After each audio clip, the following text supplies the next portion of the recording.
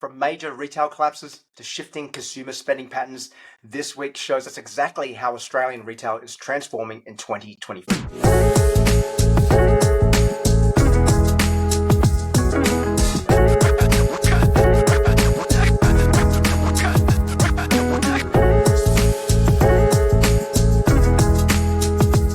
Welcome back to episode 76 of This Week in E-Commerce. My name is Mal Chia, back with you for another week, bringing you the biggest headlines affecting Australian retailers. And before we get stuck into the stories, some quick shout-outs to Inside Retail's Top 50 in E-Commerce, which was recently unveiled last Thursday. And it was great to see some awesome names in there, including many friends of the podcast, such as Guy Napper, who came in at number 1. He is the COO of Oz Hair and Beauty. Adam Boris, who was Elijah, Omar Sabre, Maison de Sabre, and many, many more friends of the podcast. But the biggest story this week is sending shockwaves through the Australian retail industry, and that is Mosaic Brands have been unable to secure a buyer, which means that all their stores are looking to be closed by mid-April 2025. This closure is going to affect over 6,000 employees across all their brands, including Miller's, Noni B, Rivers, Katie's, and Rockman's. But what's most remarkable about all this is exactly how the numbers have broken down, where there is a total of $318 million in creditor debt, which breaks down to $36 million in secured creditors, $18 million in convertible loans, $22 million in priority unsecured debt for staff, and a staggering $242 million in general unsecured debt. Now, these numbers are absolutely mind-boggling in how big they are, but also gives you an idea about how big the challenge which Mosaic Brands was facing in traditional retail, particularly in the space in which they were operating in, which was very much that women's discount fashion space, a very commoditized sort of market, which we've talked about before. And from my experience working with the retailers in both consulting, but also when I was in-house as well, there's so many things when you look at how Mosaic have been running the business, which really make you stop and think about what you need to do in your business. Because there's quite a few dynamics here. One, obviously, is deciding that most of their suppliers and landlords are going to be unable to be paid through all this when everything is finally liquidated. So that relationship with both suppliers and landlords is a really crucial one when it comes to the retail sector. So if you look particularly at the landlords, if you do have bricks and mortar, you have a relationship there with the landlord. And typically you're locked into a 12 or more month lease. So you're kind of locked in there for quite a little while. But it does mean, though, that if you are unable to pay for that space anymore, and Mosaic have had to pull out of all these stores and close the stores and unable to pay the landlords, means that landlord is suddenly going to be suffering a loss, which means if they're not able to be paid, they're going to need to be able to recoup that elsewhere. Otherwise, they are going to be showing some red on the balance sheet, which obviously they want to avoid as well, particularly when you look at publicly traded companies. As a matter of fact, any company you should say. So that red suddenly means that you are either going to see leases go up for other properties, or potentially they're going to have to suffer a little bit as well.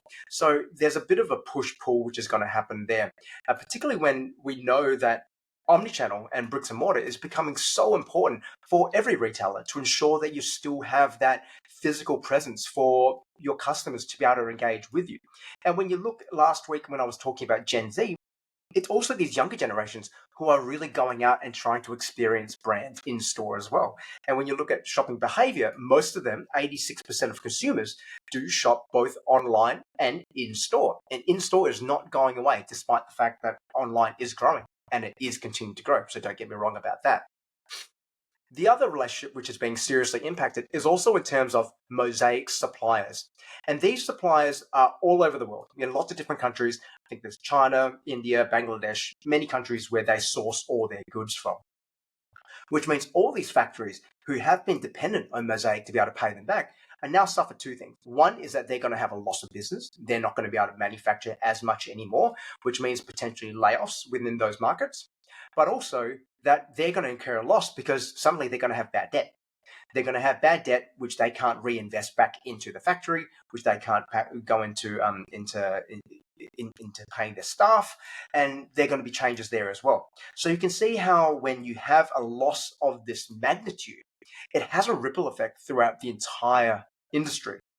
And what this could mean is that there could be changes to how your relationships are. If you are working with some of those creditors, that if you are working with some of those suppliers, that if you are working with some of those suppliers, your costs may go up as a result because they can no longer afford the same efficiencies of scale. Or it may mean that suddenly your costs could actually go down because suddenly there's actually more resources available out there, which are going to be able to go into other factories. So there's a lot of things which you need to consider into how this could potentially impact you for better or for worse. But also in terms of looking at your leases as well, that if you are in the case of like Mosaic locked into some very long-term leases, really rethinking whether you continue to want to have those lengthy leases or whether you want to go more of a pop-up route.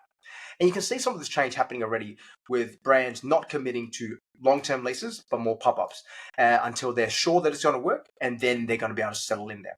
So we'll see how this plays out, but this is a pretty significant change and a lot of money which is coming out of the economy now from Mosaic not being there anymore. And when you look at the thousands of jobs which are going to be impacted, most importantly, is that there's now 6,000 people out there who are going to be looking for work, which is really important if we want to keep them in the retail industry, that we do have strong, sustainable, and most importantly, profitable brands who are able to grow and increase their workforce and contribute back to the economy, because this is going to take a really big hit on the Australian economy.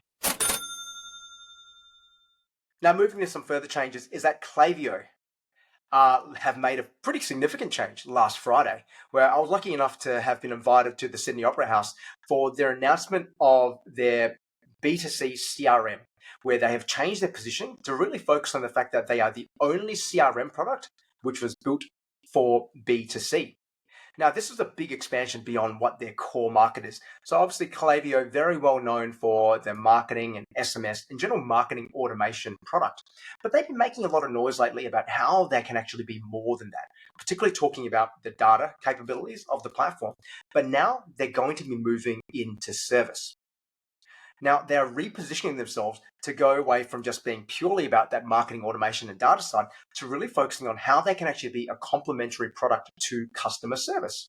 So they're adding further features which are looking to really redefine what CRM means for consumer brands. Now, CRM was never really something which consumer brands, D2C brands, really had to think about too much. We thought of people as customers or contacts. We sent them emails, we sent them ads, and that was roughly about it. And we kind of prayed that they would buy from us. But as the market becomes more and more sophisticated, the requirements and our expectations from the platforms also become more and more sophisticated. Matter of fact, I remember when I first started talking about marketing automation and customer journey automation, a lot of it was fairly simple. It was very rudimentary in that it was you send them an email, then you send a follow-up 2 days later, and it was all very generic in terms of what you sent people. But now, fast forward 10 years, it's becoming much more sophisticated in that we do expect a level of personalization, that we do want to be able to personalize the communications based on what our relationship with that customer is. So for instance, a high value customer, a VIP, should have a very different experience from someone who is potentially only a bargain hunter or someone who's had multiple poor experiences. You may want to spend more time and be more conscious about what messages you're putting in front of them. So what Klaviyo have done is that they have completely reinvented the platform and added more tools into making it more of a comprehensive customer service integration. Now, I say integration because this is not meant to replace the likes of Zendesk or Gorgias. This is meant to be an add-on to allow that data to flow into the Klaviyo platform much easier and actually present it to you in a nice dashboard so you can actually see the customer history. Now, this is still very early days, but it looks super powerful already in that you will be able to have a full service agent dashboard so you can actually see the full customer interaction history, not just within Klaviyo, but also all their customer service interactions if you're integrating with the likes of Gorgias. And you can actually see that real-time customer profile being built up with the tickets, their ratings, their reviews, their upsells, their cross-sells, so that you can actually start to even report on that relationship between a customer interaction and the lifetime value. And this is funny because it was something which I was talking about last week to someone else, where we were talking about the fact that for me, customer service has never been a cost center. And unfortunately, in most retail businesses, we do look at customer service as a cost center. We figure that we have to have X amount of agents to service Y amount of tickets each day, whereas that's actually the wrong approach. I remember when I was at RideAware, one of the key things which we looked at was actually taking those things like average handle time out of the equation and actually start to KPI customers, our staff, based on their satisfaction rates, how well they scored. And that became their main metric because the hypothesis we had was that a happy customer is going to have a longer lifetime value. And when we looked at that data, we could easily see that customers who in a CSAT survey were promoters, so a 9 or a 10, or even in that neutral phase, were much more likely to have a higher lifetime value. So we could see that it was actually a revenue driver. And what Klaviyo are doing is being able to present that really visibly for the entire organization to see those relationships. So that's really awesome to be able to see, and to see how that you could also potentially then looking at consolidating your tech stack to further improve operational efficiency if you're able to actually get more of those insights from within Klaviyo and act on them from the single platform rather than multiple platforms. Secondly, Klaviyo have been all about data. Matter of fact, for a lot of you might not know, Klaviyo actually started off as a database company. And this is a way where they're unifying all the data platforms into being that single source of truth for customer data and marketing. This is one which I've been saying for quite a while now as well, which it seemed that this is what they were doing. And this is absolutely what they're doing. Where more and more they're unifying your data from across lots of different platforms into Klaviyo. And the way they do this is because they have a very unique schema, which means that it's effectively an open schema, and provided you can map any data point from outside Klaviyo into any data point from within Klaviyo, which makes it super flexible. It means it doesn't need to fit within a specific schema. It can literally map to anything, which opens Klaviyo up to being able to integrate with more platforms than probably any other CRM or email marketing tool out there. So this is super important because it starts to bring together marketing and service data in a way that you don't often see in the B2C space. And I've come from many different industries, including the education sector and also the gaming sector as well. And this is definitely something on those sides which were actually very well integrated, where you were able to get a really good sense of your customers, and from both a marketing and a customer service and an academic perspective or in a gaming perspective, all in a single platform, and act on it. But it's been something which has been sorely missing in the B2C space. So I'm very excited to see that this is going to further develop that, and how it can potentially unlock even more use cases for marketers and retailers out there to be able to develop more personalized relationships with our customers.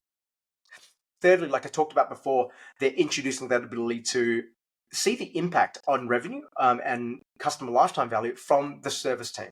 So being able to connect that relationship between customer service and revenue is going to become easier than ever. And the ability to actually see from a customer service interaction what sort of value an upsell or a cross-sell has been able to have is going to be really powerful towards changing the way in which we view customer service. That it's not a cost center, but it can actually be a real competitive advantage for your brand. And this is something which a lot of the great retailers, such as appliances online, already know, that for them, it's all about that customer service. And if you can turn that, that okay customer or potentially dissatisfied customer into a real brand loyalist, you can have someone who is going to buy from you over and over again and refer you to their friends. So for the SME sector, this is going to be some really important considerations in terms of how you look at actually integrating this. And this is something which Klaviyo are going to be rolling out over the next few months. I believe calendar Q3 is when it's going to be publicly available, but I believe there are some betas now as well. So it's really something to think about in terms of how you could potentially start to leverage this when it's going to be available for your brand. And also for anyone who's thinking, this isn't currently a Gorgias or Zendesk killer, it isn't just yet. But this is something which I would absolutely be betting my money on over the next couple of years to see them continue to invest in this space if it gets some traction, to eventually be this all-in-one marketing service and analytics tool for B2C businesses. Now, there's so many changes which are happening in the tech space, as there are all the time. But more than ever, there's actually a big element of market uncertainty as well. And in particular, one thing which you may have seen last week is that the US markets took an absolute battering at the stock market. And we typically saw some drops of anywhere between 5 to 8% wiped off from a lot of company's value. In particular, we saw companies like Shopify, Instacart, and also Klaviyo experience downward pressure on their valuations. Now, the Klaviyo one was very interesting because I woke up to the news of this at about 5 a.m. Friday morning from Klaviyo. First thing I check, usually when this announcement comes in, is to always see what the reaction is from the market. And I was really surprised that Klaviyo, which had been trading at $49, not even 24 or 36 hours earlier, was suddenly only trading at 44, which led me to question, like, did the market not like this announcement from Klaviyo, or were there other factors? And it really seemed that there were a lot of other factors at play. In particular, what seems to be happening is that there is starting to be some uncertainty around the tariffs which are being raised at the moment in the US, and uncertainty about how strong the economy is going to continue to be, particularly on the back of higher tariffs. Now, tariffs by their very nature are inflationary, as we've talked about before. And we're very lucky that we're going to have Justin Irvine from the Aggregate Code to take us through more of this in further detail, because there have been some new developments of this. We're going to speak to Justin next week. But for the moment, though, is that all these changes which are happening are causing a lot of uncertainty. If you can absorb the cost, then great, fantastic, go ahead and do it. Your customers won't be affected. But 99% of retailers out there will need to increase their prices off the back of this. Whether you are a retailer importing from China in the US, means that all your imports are going to go up 10% and have gone up 10%, as we discussed previously with Stuart from Global E. So all these increased costs then need to be passed on typically to the consumer. And the consumer is now going to be paying more for that exact same good, which means they can only afford less of it as well.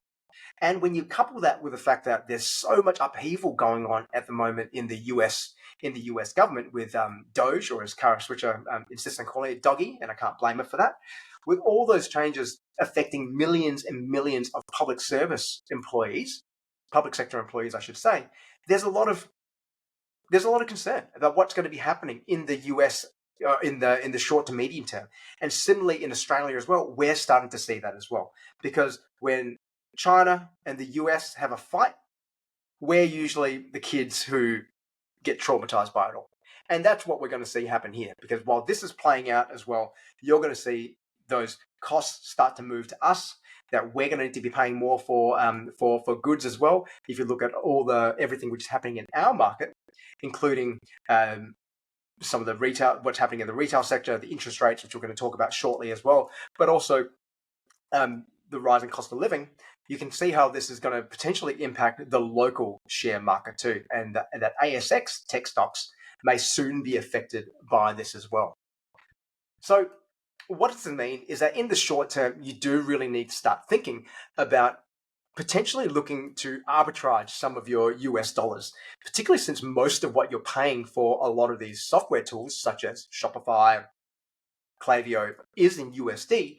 With a weakening Australian dollar, that's all going to cost us even more. So that's the short-term impact of what's going to be happening. Are we able to actually impact this long-term? It's arguable. Right? And so there's very little which we can do at a micro level to do it. So we're just going to have to see how this plays out in terms of where this eventually lands and whether those share prices are going to be able to rally, but also more importantly, if they're going to be able to, the Australian dollar is going to be able to stabilize, which hopefully means that our costs and our subscriptions won't continue to escalate. And you've typically seen in the last 6 to 12 months, in addition to some price increases, which these platforms have made, is that you've typically seen your subscription bills jump up 10 to 15%, which, if it continues to rise like that, becomes quite a bit of a challenge for us to be able to manage.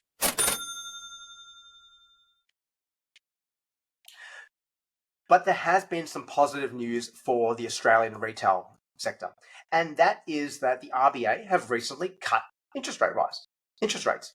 So this is something which has been talked about for a little while. Last time Paul was on here, we were talking about how this may potentially happen, and it has actually happened against all odds. That after 18 or 19 successive interest rate rises, they've decided to cut it, which is at face value fairly exciting to see that there is going to be a cut in interest rate rises, which typically means that a cut in interest rates, because this typically means that we're going to see some consumer confidence restore. And I saw a few posts about it saying how great it was that retailers can start to breathe easy again. But I would absolutely caution on that. Because you get too excited, you really do need to think about how this is going to truly affect customer behavior. Because yes, it means that for most people, if you have an average mortgage of about $800,000, the 0.25% interest rate cut does mean roughly about $100 back in your pocket. What does it mean you're spending it on? It does mean, though, that while you do have that extra money, you are going to be prioritizing it in other areas. That in particular, your essential spending. The essential spending, which Woolworths and Coles specialize in, is typically what gets prioritized. People start to cut back on toilet paper, or not necessarily toilet paper. They trade down in some of those things. They trade down in dishwashing liquid. They may trade down in the mustard they choose to buy. But now, with extra money, they're able to buy more again. They'll go potentially return to their previous spending habits.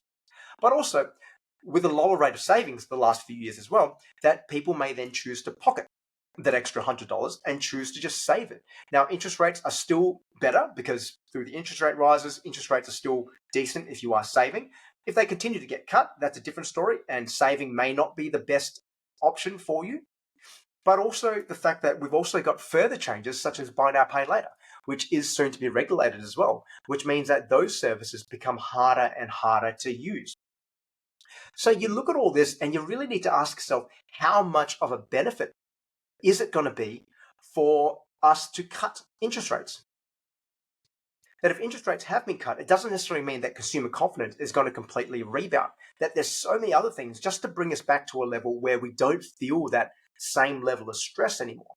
And you can see that mortgage stress is at an all-time high in Australia, where as a percentage of as a percentage of income, housing has never been higher. And you also continue to see all the headlines about people get into the market, get into the market. If you haven't bought, this is the time to get in the market. Don't wait, don't wait. All this talk just to further goes in to drive up the market and drive up the price and further increase that disparity between housing prices and household income, which isn't going to be resolving anytime soon. And as that continues to as that continues to get wider, it makes it harder and harder for retailers to maintain demand, which means you need to be really smart in terms of how you continue to navigate this. That you can't rely on this change to be a panacea. For this change to simply mean that the good times are back and we can continue and grow and grow and grow, because that won't happen. Because you still need to be really conscious about what you're doing in terms of how you are positioning your product, how you are positioning your product so that people are going to demand it today and won't compare you to someone else, that people will only want what you have to offer. And then also thinking about your pricing strategies as well. How are you pricing so that you can continue to show value in what you're offering, so that regardless of 0.25% interest rate cut or not, consumers are looking at you and thinking this is going to be a good buy, that I need this in my life. But also looking at the timing of promotions as well. Afterpay is coming up in March. How hard do you go on that? Because 1 month later, we have Easter. Do you go 2 promotions or do you wait till mid-year?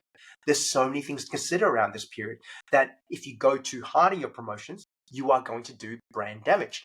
And you'll typically see a fairly significant hangover with that. But then also looking at inventory as well.